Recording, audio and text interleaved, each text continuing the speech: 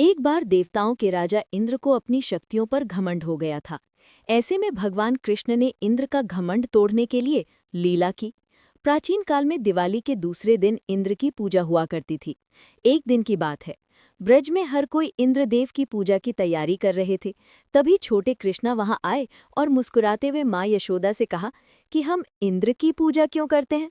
माँ यशोदा ने हंसकर कृष्ण से कहा कि इंद्र वर्षा करते हैं, जिससे हमें फसल उगाने में मदद मिलती है।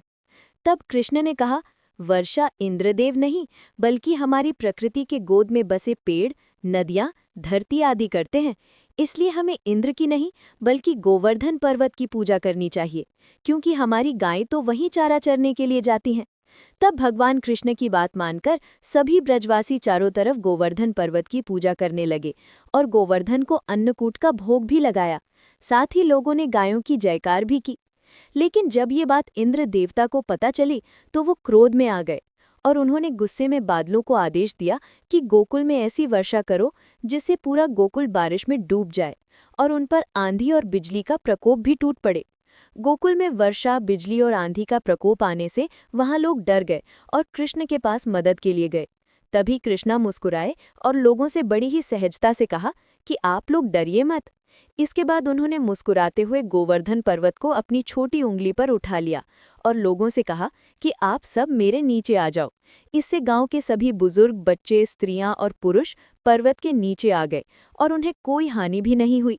श्री कृष्ण ने गोवर्धन पर्वत को 7 दिन तक अपनी छोटी उंगली पर उठा रखा था। तब इंद्र को ये एहसास हुआ कि उन्होंने बहुत बड़ी गलती कर दी है, जिसके बाद उन्होंने बारिश रोककर श्री कृष्ण से क्षमा मांगी और कहा कि आपने मेरा अहंकार तोड़ दिया। फिर उसी समय से गोवर्धन पर्वत का पूजन शुरू हो गया। इन 7 दिनों तक भगवान श्री कृष्ण ने कुछ नहीं खाया था।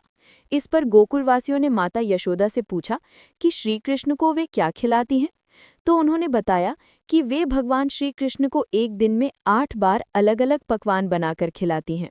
इसी 8 पकवान के अनुसार 7 दिनों का भोग कुल 56 प्रकार के पकवान ब्रजवासियों ने श्री कृष्ण को खिलाए। उसी दिन से भगवान श्री कृष्ण को 56 भोग लगने लगा। इसी कारण इस दिन अन्नकूट की भी पूजा होती है।